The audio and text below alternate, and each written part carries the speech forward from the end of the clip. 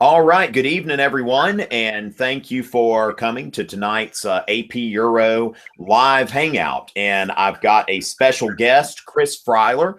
Chris Freiler has been teaching AP Euro for quite some time, and he's got a new edition of his prep book that he's publishing. And I thought it'd be a great idea for us to get on YouTube tonight and talk about the book. And after we talked about the book a little bit, we're going to take some questions. So Chris is with us right now, and Chris, if you'll introduce yourself now, what is who are you, and what is your experience with AP European history? Tom, and I appreciate you having me on. And just a shout out to everybody in the AP Euro community, teachers and students. My name is Chris Freiler, and I teach in the Chicago suburbs. I've taught the course for 24 years, and I've been involved with the AP program since 1997 as a reader, and then I've held positions at the AP reading. So Tom is also a reader. So for those who don't know how this process works, for all these AP subjects that have essay tests, they all have to be scored by high school and college teachers. Brigade in a central site. For European history, it's Kansas City, which has some really good barbecue. And we hang out together a little bit like summer camp, and we score essays. And that's really allowed me to get involved in the AP program in a number of different ways. Being a workshop consultant, I also served on the committee or the commission that redesigned the course, which just began last year with the new test. And I've also been involved on the test development committee. So I've been involved with the creation of the test and also the scoring of the exam. Okay. And yeah, when Chris says that, he's being a little bit humble. When I first started reading, I guess I've been reading for about 6 or 7 years, but Chris was the assistant chief reader. The first year I did that, he did that for a few years. He's been a question leader, really somebody who has a lot of familiarity with the test, which is part of the reason I wanted to introduce him to everybody here, because, I think that it's great when people are putting out materials that have this kind of experience. Now, Chris's book is called AP Achiever. Let me go ahead and pull this up. Sorry, let's see. I should have had this up already. Mea culpa. All right, let's see. I'm going to go ahead and just project this here. I'm going to share my screen with y'all just a little bit, just to show you his book. This book is published by McGraw-Hill.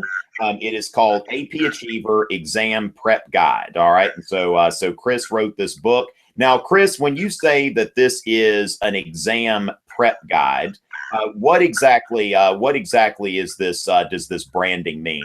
Why would a student use this book? Well, you can use the book in a number of different ways, but most students, especially for European history, which has a lot of sophomores who take the course, as well as, juniors and seniors, and maybe even a few freshmen. This is a course that most students find very demanding. I've heard from just my own students and in the course that it's challenging because of the different types of writing assignments. You have short answer questions, DBQs, long essays, and there's a lot of different skills that you have to develop. And then it's also a very content-driven course. There's a lot of material to cover, 1450 to the present, and many students come into the course with not a large amount of background, as opposed to maybe if they took U.S. history and junior high on a lot of the topics. So when you're trying to pull all that together at the end of the year to take the AP exam, I think it's very helpful to have a companion, a guide to help you review the content and also give you some realistic questions to help you practice. Even the ability to sit down and do an entire AP exam if you like in the 3 hours and 15 minutes. So it also has strategy sections to help students better develop their skills of writing and then meeting some of the big complex tasks that are on the rubrics especially for the DBQ and the long essay question. All right. So you're saying that this comes complete with there is a full practice exam that you've written. Yeah. So the beginning just kind of outlines how the test is structured and gives you some basic ideas about how to approach the different parts of the test, multiple choice, especially the new stimulus-based questions. And then it has a pretty long strategy section with tips about how to handle both studying, writing, the different parts of the curriculum framework the skills, the themes, the key concepts. And then it has a content review, which is the largest part of it. And in each end of each chapter, it has practice questions. And then at the end, it has 2 full practice exams. And then it also has an appendix for chronology. And I'd also like to just throw out, you can purchase the book, and you can purchase the book as an ebook. And if you do that, it's a little cheaper, and you also get access to McGraw-Hill's Connect resource, which has primary sources and has other tips and strategies for tackling the test and the exam. And it also has 4 diagnostic tests that you can take at the end of each time period. And that would include 30 multiple choice questions, 2 short answer questions, a DBQ, and 2 long essay questions. And if you buy the print version, you can also upgrade to get access to the online resources too. Okay, and Chris, so this took you a long time to get this out. Like, we're in year 2 of the redesign. I had a teacher, emailed me when I sent out the announcement of this Hangout and asked me, as far as, is this tailored to the redesigned exam? So from what I'm hearing you say, it is tailored to the redesigned exam. Yeah, absolutely. I mean, I was the co-chair of the redesign committee, so I feel like I know the structure of the course intimately, and I tried to really make it cross-reference with the new course and also the new exam. So it's not kind of an add-on. It's been completely redone. Relations. Each one of the chapters has a correlation with the structure of the and the exam. And I think it was helpful just to have the year where we had the first reading this past June, where we implemented these rubrics for the first time. So that kind of helped me shape the final editing of the book so that I could bring in the latest understanding of how to tackle those questions. Okay, that's excellent. And Chris, as a teacher, I would say I'm glad that you've taken the extra time to do it right. Now, another thing, just after reading the exam for the first time, like for me, that was I've basically gone back to my classroom this year and almost reinvented the wheel. For people that use my rubrics, I even made a new LEQ rubric just because of that experience grading the LEQ. And what you're saying about strategy, to me, it's so much more important on this exam. Like, for now you got a lot of experience of both exams, but from my experience, with the old exam, a student who generally knew a lot about European history could go in there and probably pass the test.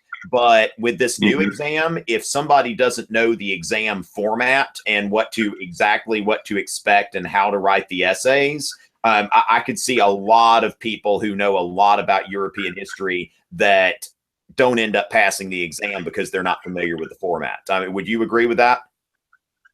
Definitely. I think it's not enough to just know the content, although that's important. So I don't think that it's you either know content or you know skills. You have to be able to bring the 2 of them together. I very much agree with what you just said. I think that students need to be able to practice writing to a rubric. I mean, let's face it, you're not just writing an essay in which you demonstrate, here's the content that I recall from this unit. You have to be able to identify what's the targeted historical thinking skill in this question, and be able to have some strategies and practice strategies for all the different components of the rubric. And so I think that's one of the values for the teacher, and like yourself, in going to the reading, to be able to see how that's actually applied by the readers, and then bring that knowledge back to the students. And that's what I've tried to do with the book, is to try to bring in my experience from reading and also being involved with the development of the curriculum to help students be successful on the exam. Okay, and I think that's excellent because, yeah, it's just really, I mean, to me, it's like you said, the content meeting the specific skills and exam format. And it sounds like now this book could be used by a teacher in their classroom or by a student independently preparing for the exam. It's so that any topic that could show up on the test would be addressed in the book, obviously in a condensed format compared to a textbook. But I mean, I went through the curriculum framework almost line by line and just made sure that everything that's required content in the curriculum framework would show up somewhere in the book. And then also some of what are called illustrative examples, which are not required, but give understanding of some of the broader topics. So I think that teachers might be able to use it as a resource. especially a new teacher, where it's basically condensed down into a manageable format, especially if you're just trying to stay ahead of your students a little bit. But I think it could be a companion from the beginning of the year and not just something that you purchase 3 weeks before the exam and try to cram so that you can do well in a course that maybe you didn't pay a whole bunch of attention to throughout the year. Okay, gotcha. So really versatile in the sense that, it's really, I guess, the ideal person would get it months before the exam and be working through it as kind of a supplemental thing. And then also either new teachers or, teachers that are teaching, 10th graders. I teach 10th graders, and, sometimes it's an issue of whether, the student's really ready to read a college textbook or whether they will do it. But yeah, I think that there's a lot of versatility here. And I was going to ask you about people that are lacking exam questions. What is that going to do? Because I know with a lot of teachers, especially I'm one of them. It's very hard to get a hold of test items, and so you're saying you've got 2 complete exams, so that's 2 DBQs in there. Right. Well, actually, if you do the electronic version, you have 7 DBQs. So there's a DBQ in the strategy section, a full DBQ with sample essays, and it breaks it down and helps the students strategize. And then there's the 2 full practice exams, and then there's the full DBQ and the 4 diagnostic tests, 1 for each period. So it's actually 7 DBQs. So that's 4 more than I had in the last edition of the book. And it actually has almost as. Go ahead. Okay. Yeah, just to be clear, like you're saying, if an individual buys this book electronically, they get access to Connect. Okay. Right. All right. And if you buy it in print, if you buy it in print, you can also upgrade. I think it's an extra $4 to also get the Connect, Connect, and the 4 diagnostic tests for each period. Okay, well that sounds pretty amazing. All right, and what is the what do you know what the price point is for this book starting off, like when it comes out? The version is $15, and the print version is, I think, $23.50, give or take a few cents. And then I think if you upgrade to the Connect, it's an extra $4.50 for that. Okay, access so to the electronic version. So even for the print version, I mean, we're talking about over 100 multiple choice questions, 8 SAQs, 4 LEQ topics, and 2 DBQs. And then when they bring in the Connect, then that's even more stuff. Yeah, actually, it's more than that. So each chapter, at the end of each chapter, I think there are 14 content chapters, and they're between 8 and 10 questions at the end, 8 or 10 multiple choice questions at the end of each chapter. So that's about 150 questions, and then there's 110 questions for the 2 practice exams. So that's 260, and then there's for the diagnostic test. So that's close to 400, 350 to 400 multiple choice questions. And then the content chapters vary. So there's also, it varies between an SAQ and then an LEQ. So it gives students practice with writing both of those forms of writing. So I think it has just as much and probably more test material than the previous edition had. Okay, and yeah, at that price point, like I haven't been able to find anything like that at that price point, which sounds pretty amazing. Now, Chris, can we take a little bit? I've got a sample chapter that you sent me, and also AP Euro students and teachers who are on my email list have gotten a copy of this sample chapter. You can go to my website, to the AP Euro page. If you're a student, go to the AP Euro page. If you're a teacher, go to my teacher support page, and you can get on my email list. But there are a lot of teachers. I think about 200 teachers already have this sample chapter in hand. But Chris, let me open this up, and I'm going to let you just kind of walk me through it. So we're going to go through a chapter of this book and just take a look at the things that somebody could expect to see if they were going to purchase this. All right. Sure, that's a great idea. Okay, can you see my screen here? I sure can. All right. All right. So the chapter 5. The chapter identifies the big topics, and then it starts with an introduction. And then this little box at the beginning is called Key In, just lets the students know which key concepts from the curriculum framework will be emphasized. So if people aren't familiar, the 4 time periods of the course are broken down into stories or narratives for each time period. So there are 19 key concepts overall. So this just gives the student a connection. So if they actually have access to the curriculum framework itself, they can make that connection. And then you'll notice there's a superscript for that first topic area called the opening of the Atlantic. And so you'll notice off to the side, I have 3 different features that appear throughout the text. Theme music. So there are 5 themes of the course, which are addressed with more specifics in the strategy section. And then so here it just introduces students to one of the important themes of the course, which is the interaction of Europe and the world. And then these will appear throughout the text in each content chapter to take students, remind them the important issues and questions that theme addresses. And if you continue to go down, you'll see some of the other features. Okay, and we've got, we've got a narrative of the period. So you've got a narrative here. You've got keywords underlined, which I like.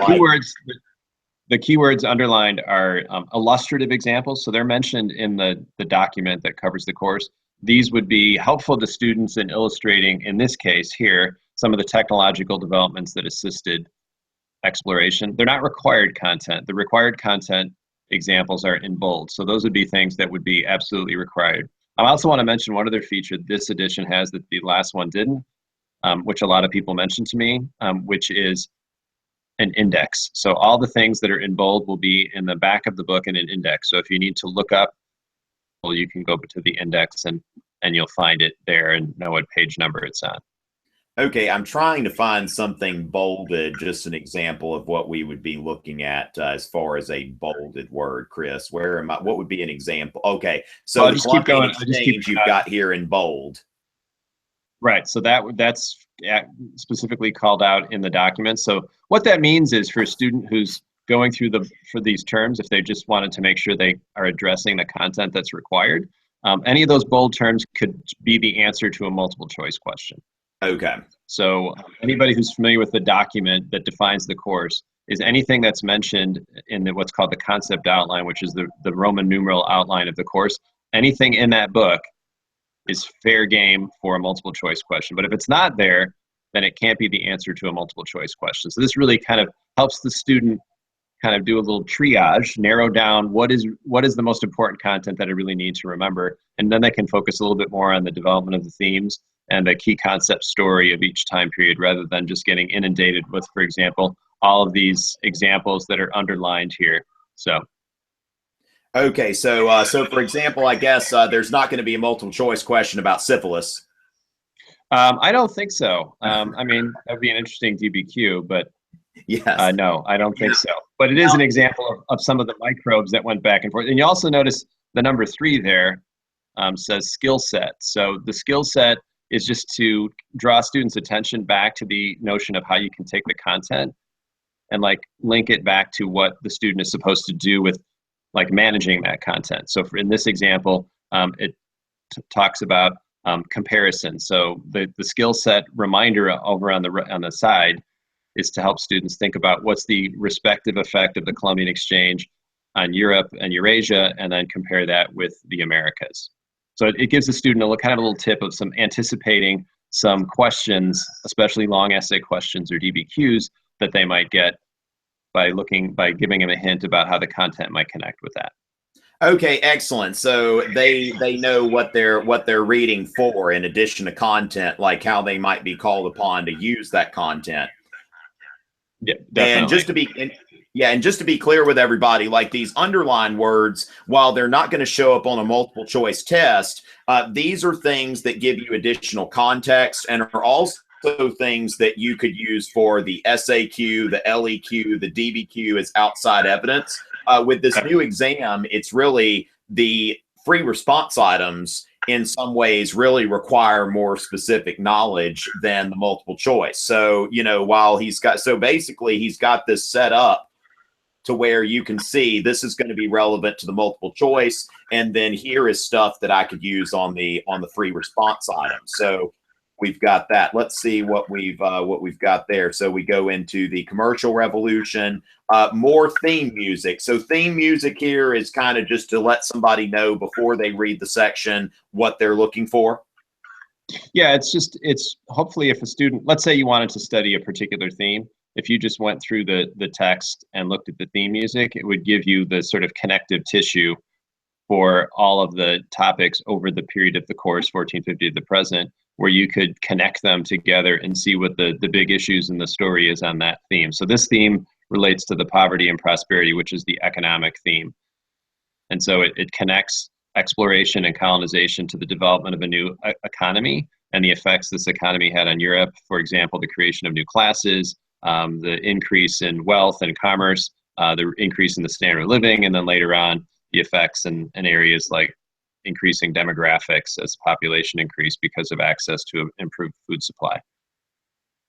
Okay, and let's see, is there anything else in this chapter that you want to highlight and bring special attention to? Right, so that you see one other last, if you go back up a little bit, you'll see right there. So the last feature, there's three features. One of them is called example base. So when there's part of the text that covers a significant number of examples, this is just gives some students some suggestions about how, instead of getting overwhelmed by the specifics, is to help them pull it together so they can think of ways in which they can use it to maybe answer a question. That's what those are there for. So those are the three features: theme music, skill set, and example base. Okay, excellent. And now, when you've got these kind of footnote or these end notes at the end of the chapter. No, that's just right on the side there. So you notice that's number 5. Oh, I see. Okay, gotcha. Okay, so that's right there next to it. Okay, the 5 and the 5. Got it. Okay, excellent.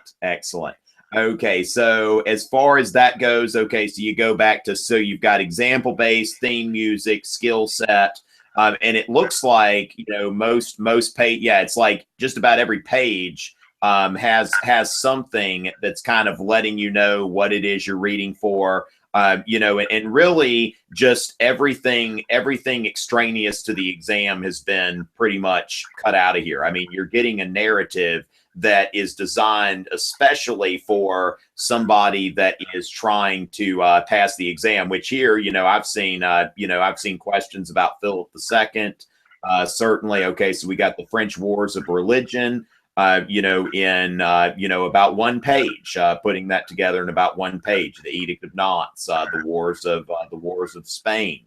All right, and then the 30 Years' War, even some tables and all of that kind of stuff with the 4 phases. So great stuff here to help students review.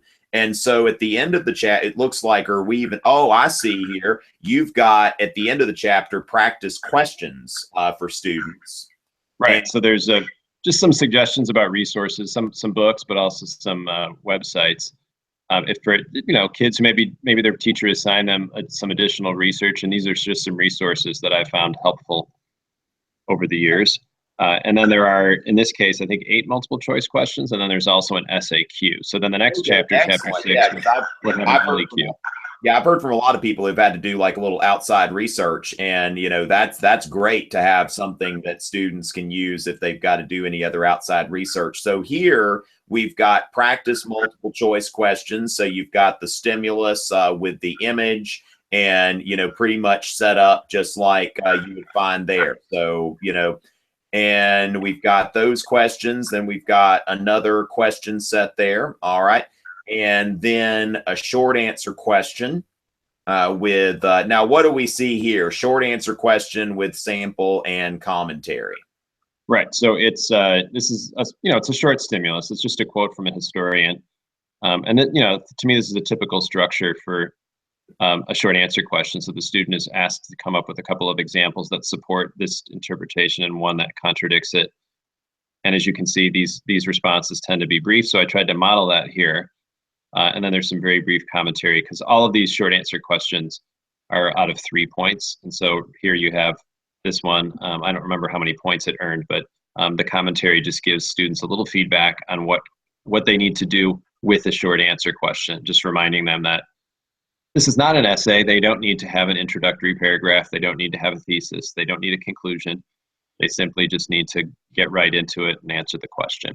And I also note that if you look right above the short answer question, it says see chapter 18 for answers and explanations. So each one of these multiple choice questions will have an explanation as to why the answer is the correct one, and then also why the other choices, the distractors as they're called, were not the right answer. So that would be later on in the text, and so they're all in one large chapter, all of these questions that are content reviews.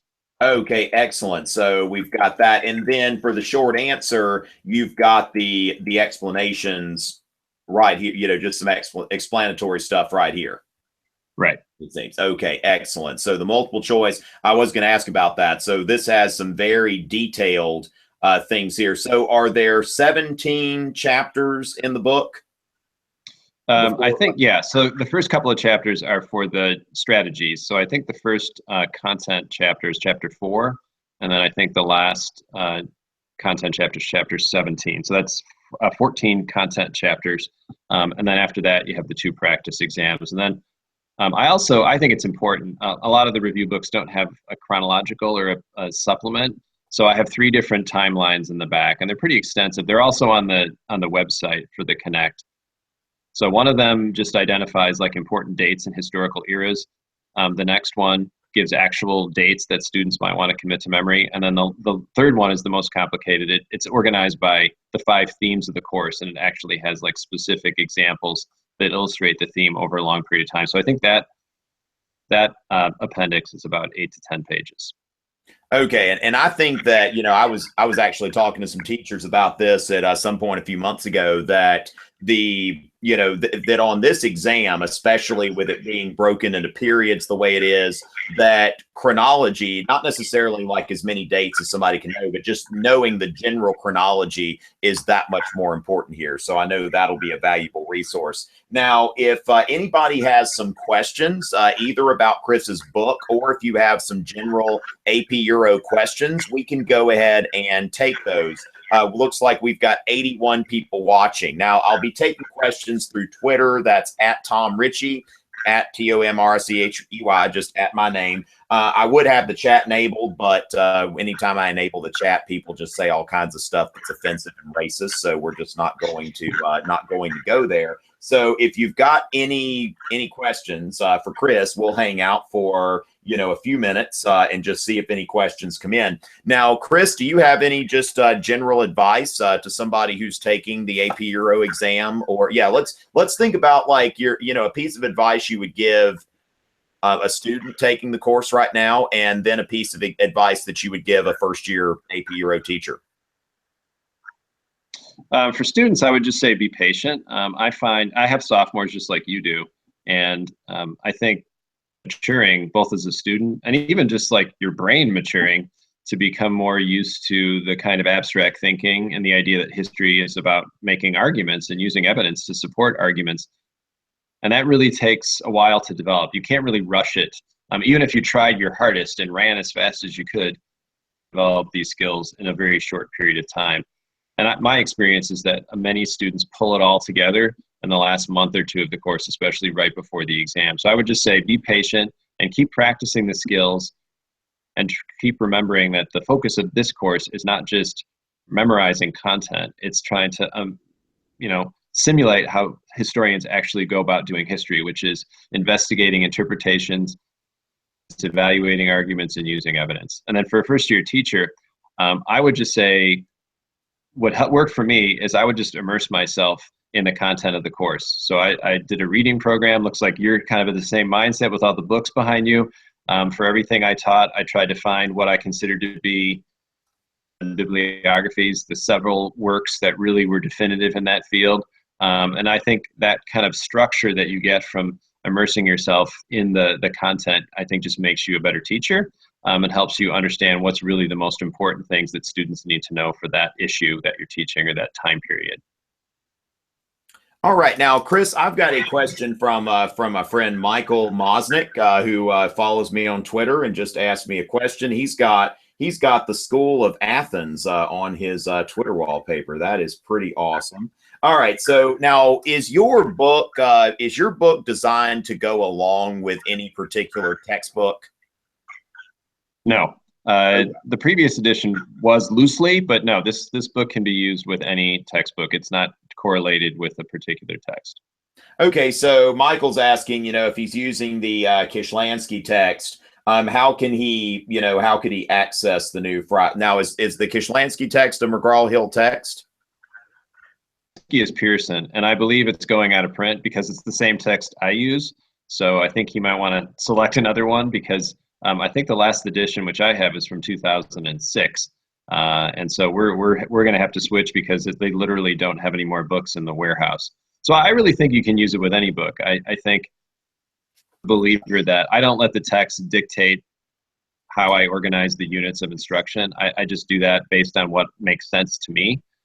So it's really the framework that I've referred to a couple of times. That's on the College Board website that defines the course, not the textbook. So I think the textbook is a resource that students should use and the teacher uses, but I don't think it's necessarily to teach the course. And I don't ever follow. I shouldn't say ever, but I rarely follow exactly how a chapter is laid out in the textbook. Yeah, and I usually end up. Yeah, that's a great approach. Now, I tell people sometimes, even teachers who are teaching this for the first time, even the concept outline, which has basically got the scientific revolution lumped in with the Renaissance, it's like for teachers, if it doesn't make sense to you that way, put it in that way that makes sense to you, pass it on to your students. That exactly works. And so, as far as this goes, I think because, Chris's text is basically subdivided into all of these smaller topics, that it's really, if you're using it along with the textbook, just a matter of, hey, we're doing this right now. And especially with the questions at the back of these chapters and that sort of thing, I think it's just set up great, really, to go along with any text. Now, Big Boat. Let's see, Big Boat, not following me, Big Boat, but I'll go ahead and because this is just an interesting Twitter you got there. Go ahead and answer this. Will the book stress the importance of dates throughout European history? And yes, Chris has got the timelines in the back of the book. So that's something, if you want to know about dates, and of course there are dates kind of set up there when we were going through this sample chapter. Let me kind of scroll through here and see what we've got here. Well, yeah, you won't find the dates. The dates are in the back in the appendix. I mean, I'm sure there's some dates in the chapter. The other function of date. I can see some things here just to answer Big Boat's question here. That when we look at the 30 Years' War, for example, you can see where Chris has got the phases of the 30 Years' War. So this is about 1618 to 1625. The defenestration of Prague, 1618. So the dates are appearing in the chapter, and in addition to the dates in the chapter, Chris has got the timelines in the back of the book. So we've got that. Now let's see, we've got a question from Abby. The innovations, what innovations from the scientific revolution helped begin the Enlightenment? Okay, now Abby, I would probably refer you to my video on the scientific revolution and the Enlightenment for that one. Because I kind of go into that sort of thing there. Now, let's see. Cameo is asking, many French feminists popped up around the French Revolution, but did Napoleon do anything to advance women's rights or status? Chris? Well, I mean, generally, I would say women didn't gain from Napoleon's civil code. I mean, they had probably more gains during the early phase of the revolution. There were some rights that he allowed them, but I think most people would say he actual double standard. I mean, you have your book back there, your biography of Napoleon. I assume you read Andrew Roberts. So I'm not sure. I think that's a positive view of Napoleon. But Napoleon, of course, is notorious for making some disparaging comments about women. So my overall sense is that he wouldn't be considered a feminist, and that women certainly gained by being involved in the French Revolution, but I think ultimately they would have been described as disappointed with the outcome of their participation in the revolution and in the Napoleonic period. Okay, and this one actually is one that I still need to read. That's kind of a repurchase, but I'll get around to that. But yeah, Napoleon is often seen as kind of rolling back some of the gains there, like during the Reign of Terror, a woman could sue for divorce, and then Napoleon, rolling it back with, being a bit more conservative. In the Napoleonic Code, the only way a woman could sue for divorce was if her husband brought the mistress into the house or something like that. So, I mean, he was trying to restore the family. If you want to synthesize, you could think of Napoleon in some ways like Augustus Caesar in Rome, trying to do some of the same things. Now, Jasmine, when's the best time to start studying for the actual AP exam? As soon as possible. Get on it. And let's see. What do you think is the best way to study for the exam? Amika, the best way to study for the exam, well, if you follow me on Twitter, I've got, I'll have other tips for you. And also for purposes of this Hangout, that would be to buy Chris's book as soon as we've got access to it. AP Achiever, European History, lots of great stuff there that are going to help you study for the exam. Also, my, Romulus Euro app, I hear it's really great. All right. And let's see. Abby, I would say that the United States, there was certainly an American Enlightenment. That's not going to be an issue on the AP European History exam. You'll be more focused on that on APUSH. Let's see what we've got here. Natalie, does the book only state what general topics are needed to know, or does it go into depth and tell specifics of what the topic is? Now, Natalie, if you'll kind of go through what we were just doing, you can kind of go back in the Hangout when we were going over the sample chapter. And you can really get, and if you'll get in touch with me, I'd be glad to share this with you. But in this sample chapter, it's really got a full narrative of all of this stuff. Like, for example, the 30 Years' War. You've got a narrative there. You've got helpful, a helpful graphic organizer that he's put together with the 4 phases. A bit about the Peace of Westphalia, and going through there. So I would say yes, there are lots of specifics here with special attention to key content, whether it's bolded or underlined. All right, so let's see. Divided by periods. Are these periods defined by events like the Renaissance? Thanks for the follow, Malithi. The periods are really kind of chronological. Like, there are 3 dates. Chris, you want to go ahead and, you kind of helped put this exam together. Tell us about the periodization of the exam into those 4 periods, and kind of like what was the decision-making process that led to that? To one of the first discussions we had about 10 years ago with deciding how to organize the course. So it's a pretty traditional format because the dates, 1648 is, of course, the end of the 30 Years' War. 1815 is then 1914 is the beginning of World War I. Those are really only important because what that tells the student is about 25% of the material on the exam will be divided according to those periods. But for a teacher and a student, they can cross over those time periods. Like you mentioned, the Scientific Revolution, good example. That periodization doesn't work for the Scientific Revolution. 1648 is not necessarily an important date in the Scientific Revolution. 1687 would be better because that's when Newton published his synthesis of all the developments in the previous century and a half. So I think what the dates help the students to do is remind them of the important periodization historical thinking skill, which is one of my favorites, because what students are asked to do there is to evaluate a periodization scheme. Like, they should be able to look at the periodization scheme and say, why did they divide it this way? What's the story of European history 48 to 1815? What are they saying are the most important developments within that 160, 170 year time period? So that those dates are not necessarily written in stone. They're just kind of markers to help students organize their thinking about chronology, and also to maybe help students and teachers think about the questions that they might get where they have to evaluate a time period the way it's been characterized or set up by a historian, or whether a certain date is a turning point, like 1648. That's a potential essay question right there. In what ways and to what extent is 1648 a turning point in European politics and diplomacy? Okay, and I've seen some things. I'm going to go ahead and display this here, where we've got the 4, the 4 dates. Like, basically, the course starts 1450. 1648 is one cutoff. That's the end of the 30 Years' War. 1815 is the end of the Napoleonic Wars, and basically the beginning. 1815, the French Revolution's over. You're done with the quote-unquote early modern period, and you begin like modern history. Now, 1914 is the beginning of World War I. That is where you go into, the contemporary period. Now, one thing I have noticed, like Chris said, there will be times in the course where you go back and forth between those things, but these dates often are dates that are cutoffs. for questions, like when they have, DBQs, LEQs. Sometimes they will be kind of based on these things. So those, I would say, those are the 4 dates that really, start and end periods. And you would definitely want to make sure that you understand why those periods are set up the way they are.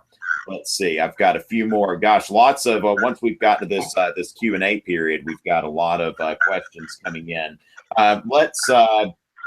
Let's see. Justin has got a question. Chris, you've been teaching this a lot longer than I have.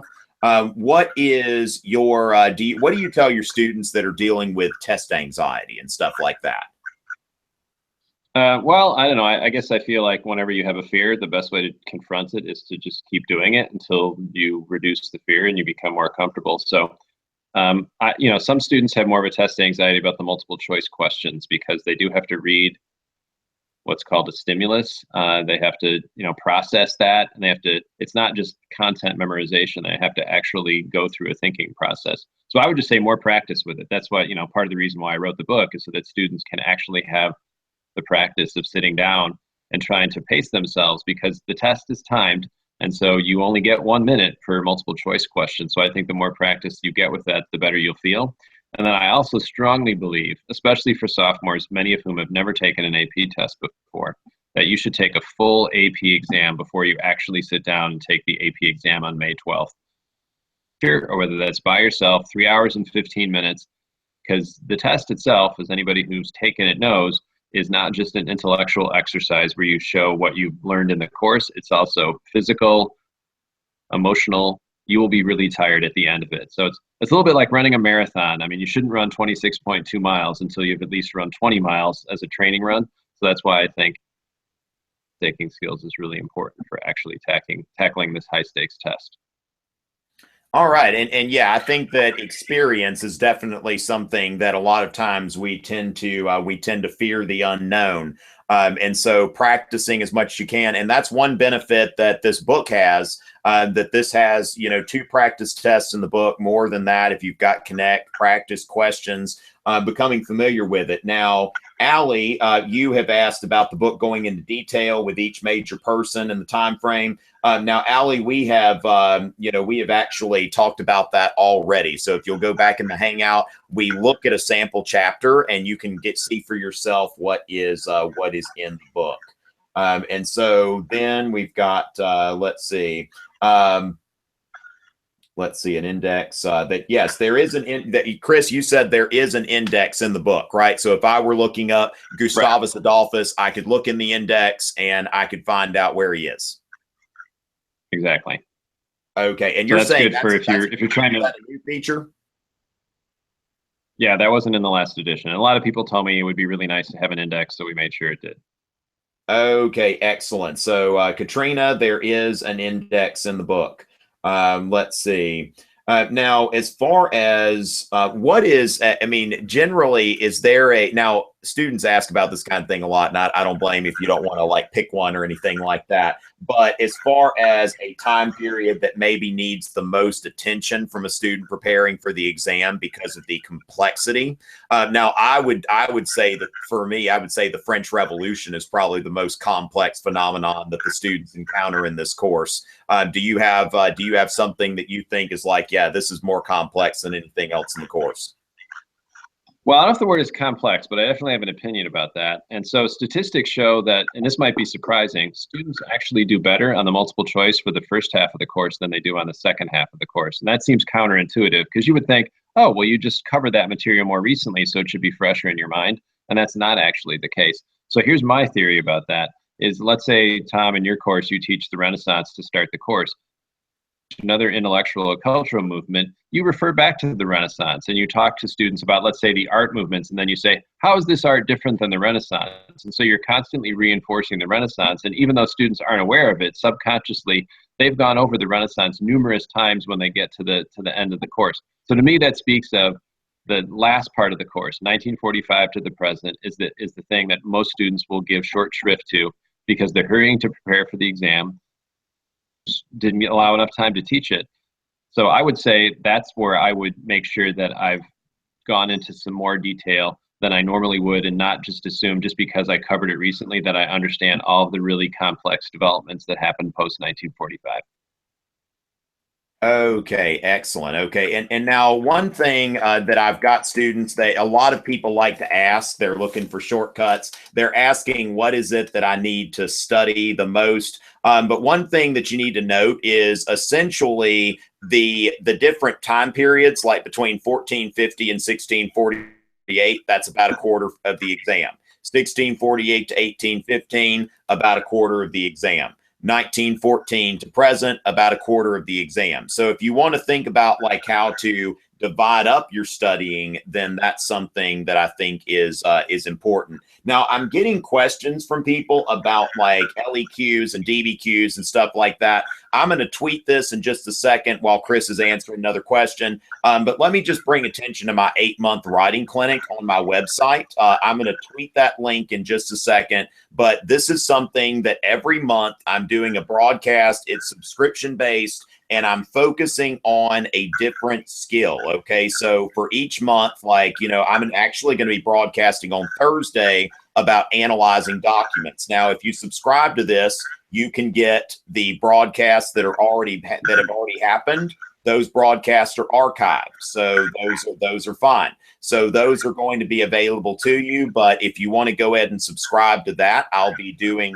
document analysis, and you can click to enroll in the course. And so I've got 3 different price points on that, depending on what's best for your budget and all of that kind of stuff.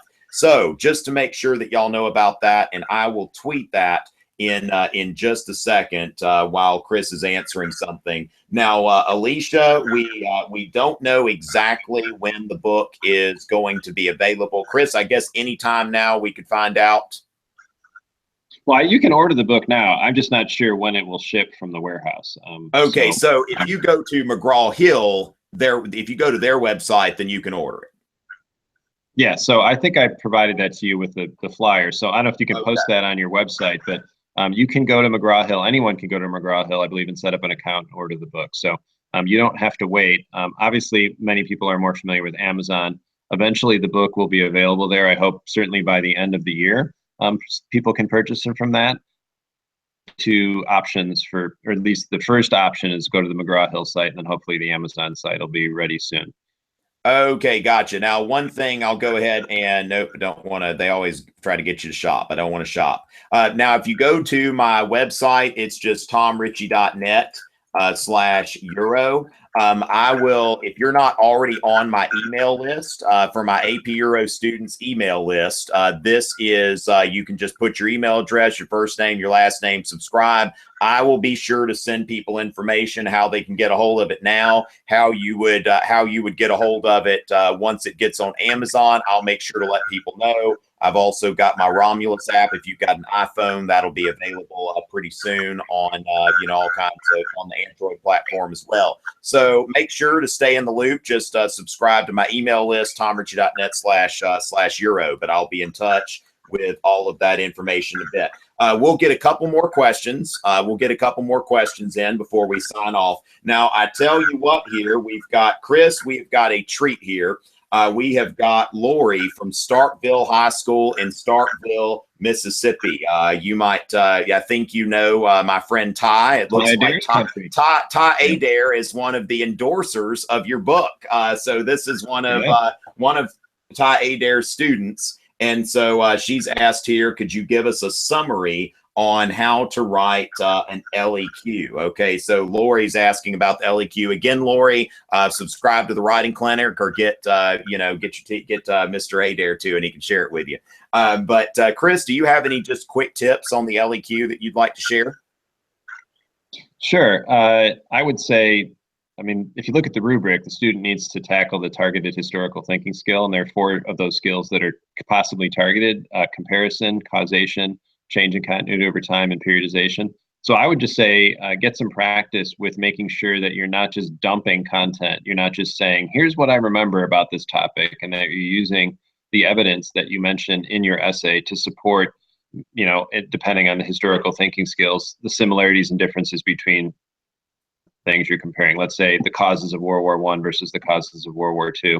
is to not just recite diplomatic events leading up to those, but use those examples to show how and why there were differences in those situations leading up to those wars. So the 4 of the points of the 6-point rubric, because it's like how you use your evidence and how well you targeted the historical thinking skill. So I would say you really need to know the rubric and not just give the content that you recall. Yeah, and that's very important. And Chris goes into that. I'm sure that's you explain the rubric in your text. Yeah, so there's there's those 14 content chapters. So you're going to get 7 LEQs.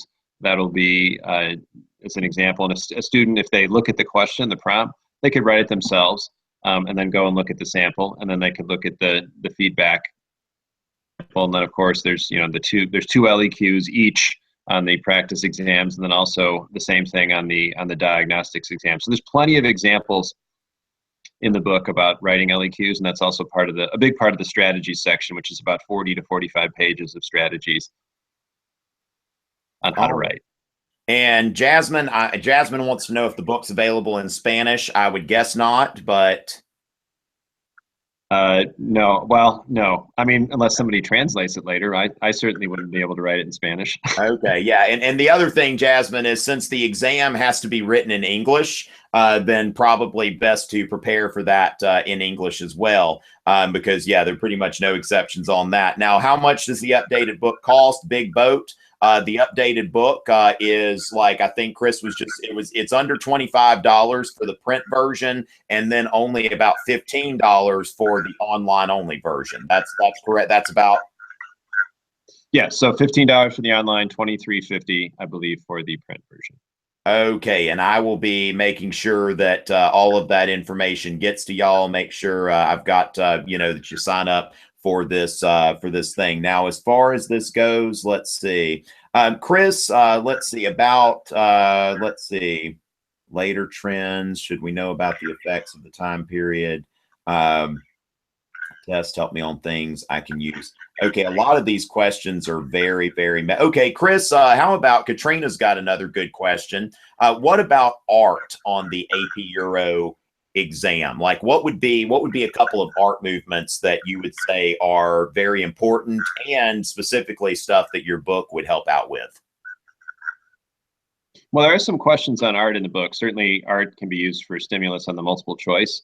And I also, of course, always try to make every DBQ has at least one visual source, and sometimes that is a work of art. Most important question with art, whenever you encounter a work of art, I would always just ask the contextualization question, which is how and why does this work of art reflect the time period in which it was created, both in terms of the subject matter, the style, the ways in which the artist presents and whatever agenda they might have. So there's obviously some really kind of iconic art movements, obviously the Renaissance, the Baroque period, the development of modern art. So I think if you picked out like 5 or 6, you could probably identify those as being the most important movements in art that really help a student kind of figure out and understand how that art reflects the time period in which it was created. Okay, excellent. And let's see. What about the age of exploration? Like, what would be now? We were actually the sample chapter, I believe, featured the age of exploration in it. So that would be one thing I would say. Malithi, if you can make sure you're on my email list, I will send out another email with the sample chapter in a couple days for students who are new signups. I'll make sure that happens. Let's see. And how do you not completely freak out because of this class, Amika? That is an excellent question. You can start by following me and keeping up with all kinds of great updates. Let's see. So how many different resources do you recommend studying from? Textbooks, prep books, etc. Now, Jeremy has this question. What a cute profile pic there, Jeremy. Now, Chris, this book, I believe, is designed to where, I mean, besides the student's textbook or whatever, I mean, this should be pretty much a one-stop resource for exam prep, right? Well, that's the way it's intended to be. I would just say, to me, it's more important about the quality of the resources of the student. I mean, it's easy to just collect things and then think that you're progressing towards studying for the exam simply by paging through them. You can kind of sit and make sure they understand terms, making sure you understand what a concept really means rather than just memorizing a definition. And I would also say use those 5 course themes to help organize your study and get like the big picture, the big overview. I just feel like you think of like, whenever you're trying to get the lay of the land geographically, you got to get a high level overview, like you're in a helicopter and looking above and just getting the lay of the land. And then you can kind of delve down into the details. But if you just start from the ground floor and you just stay down there, I don't think you're really going to understand the big picture of the course and also how to manage the detail. I think you get lost in it. So student focus on like appropriate strategies for studying this, tons of content.